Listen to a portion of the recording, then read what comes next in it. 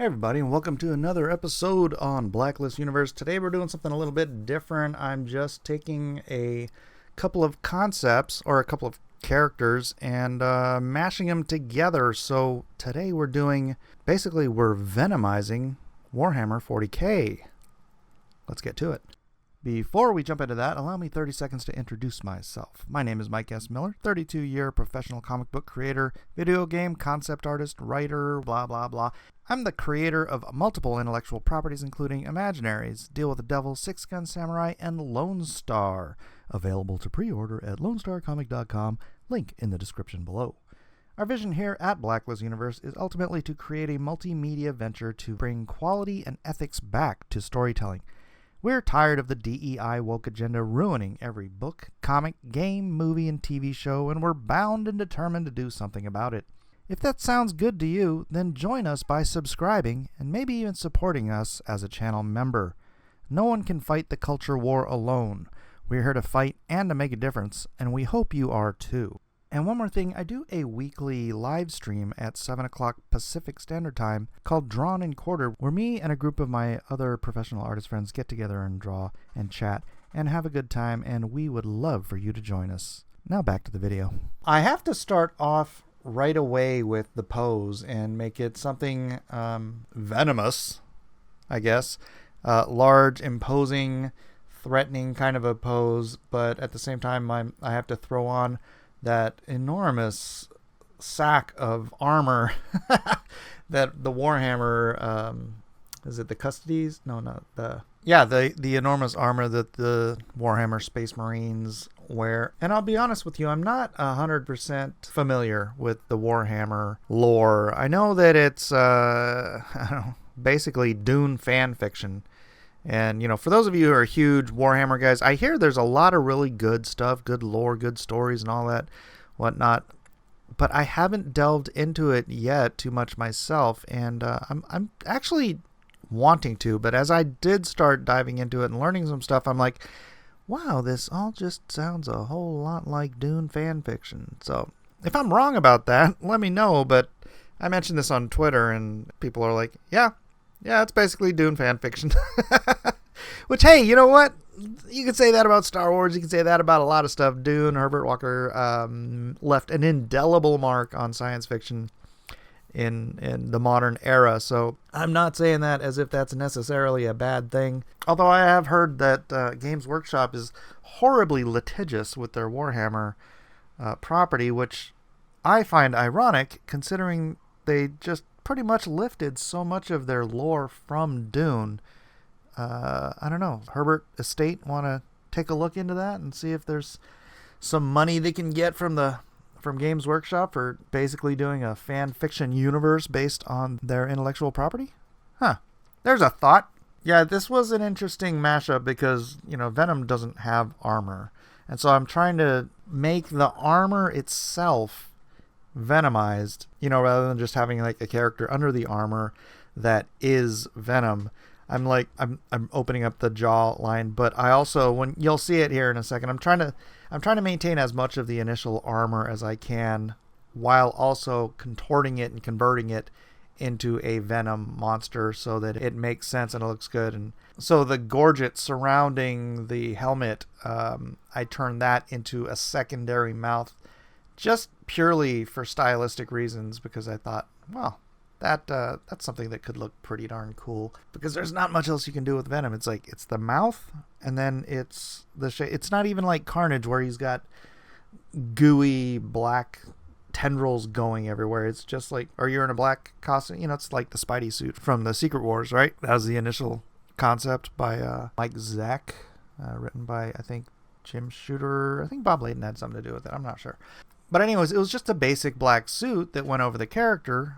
Yeah, they went out overboard with it, with making him like super monstrous and extra buff and all of that stuff once he left Spider-Man and joined on to Eddie Brock and created Venom. That was Todd McFarlane taking something that already existed and putting it on another character, and then he got credit for Venom. I never really understood that whole thing, but whatever.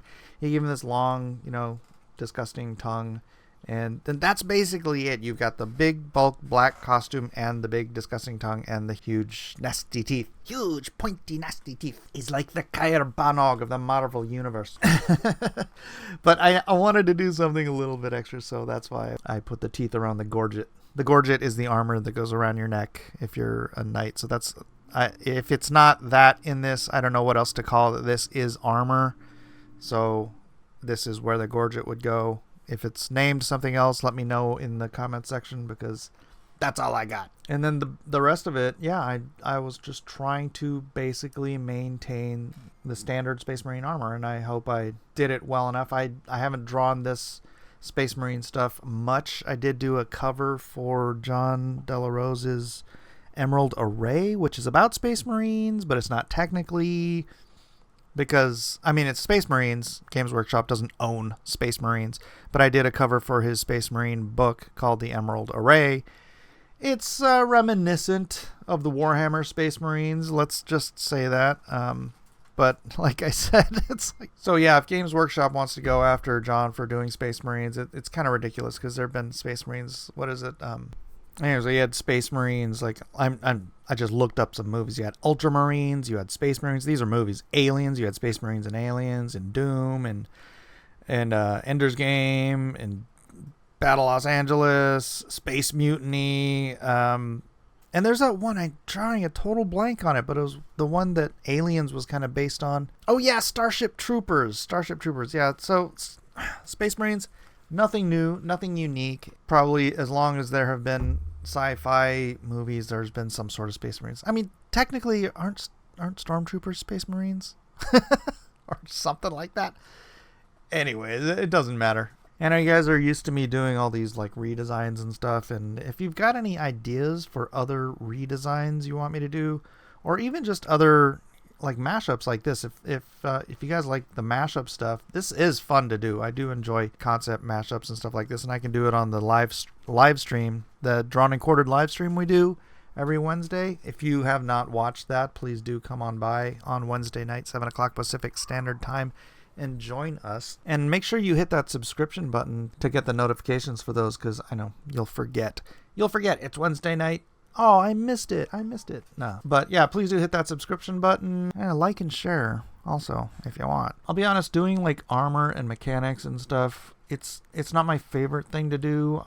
Like, I got really tired of drawing robots after I drew G.I. Joe versus Transformers like 20-something years ago. 6 issues of drawing Transformers, and I was like fastidious about it. Like every curved line, I had to use a French curve, and everything is like, I needed everything to be mechanically just working. I have this like engineering mindset, and so it's like I even went ahead, like when because what I was doing is basically I was redesigning Transformers to be Cobra tanks and G.I. Joe vehicles and whatnot. And so what I ended up doing was actually designing workable, transformable characters so that when I drew them in transforming stages, it made sense. And honestly, you could have taken my designs and made toys out of them if Hasbro had wanted to do that. Actually, you know what they did? They took one of my covers, they made a statuette of it. It was Storm Shadow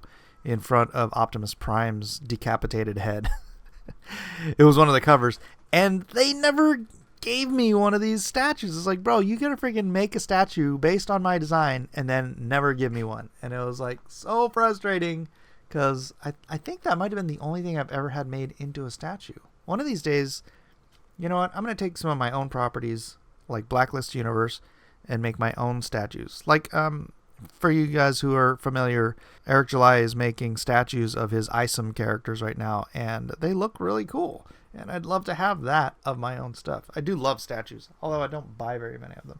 The nice thing about doing a black character is you just go in and you drop shadows everywhere, and then just go in and like excise out your whites, and it's cool on it kind of exercises different muscles, because it's all, not that it's all black, it's that it's all shiny, right? I wanted the Venom, because Venom has this gleam to him, and he's skinning a mech suit, basically. Well, not a mech suit, an armored marine suit, right? So the whole thing ends up being shiny. So there's no like organic rendering here. It's all just doing gleams or gleams.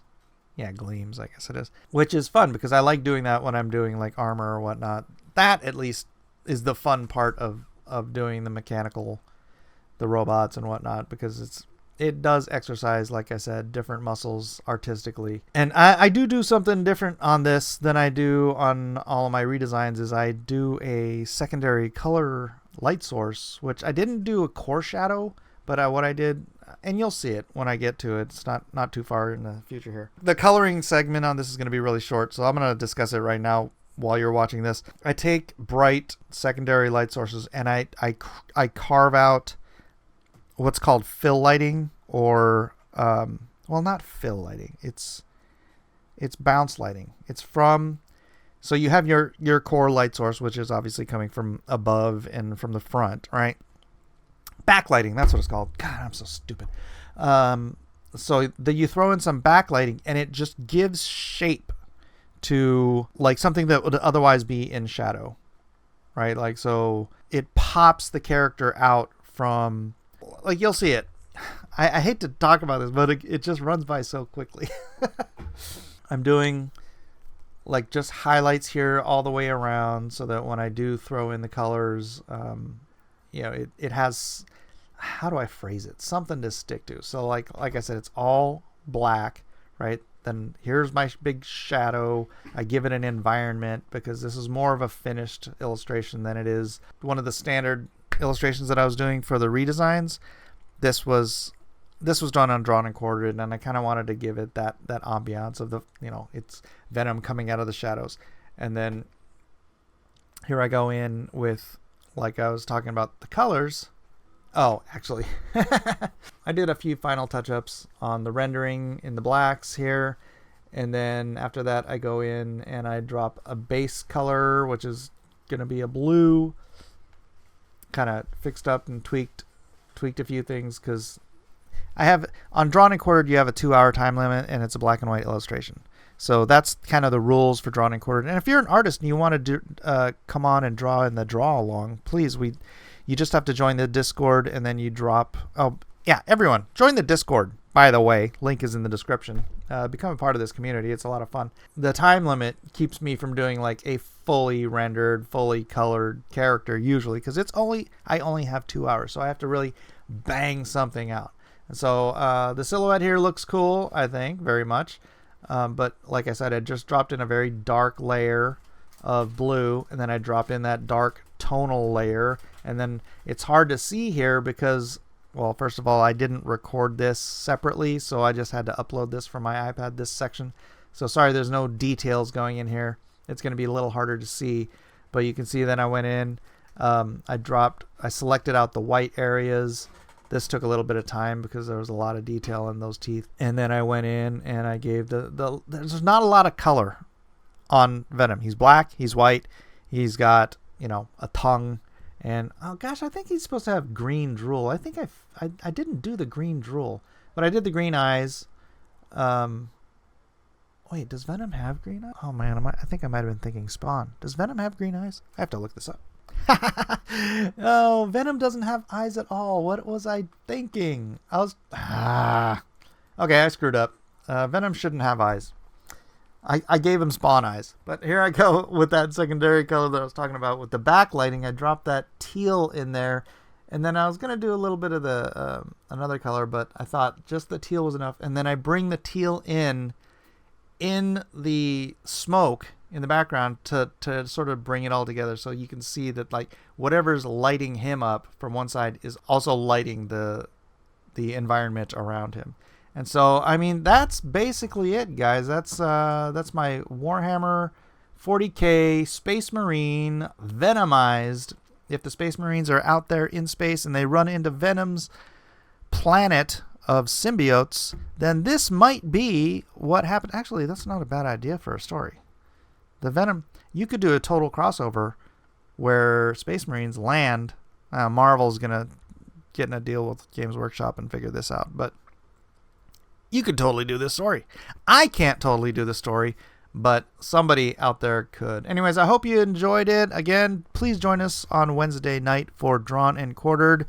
And do like, subscribe, and share. And let me know in the comments what other kind of topics you'd like to see me tackle on this channel. Anyways, that's it for me for now. Thanks for being here. I hope to see you on the next video.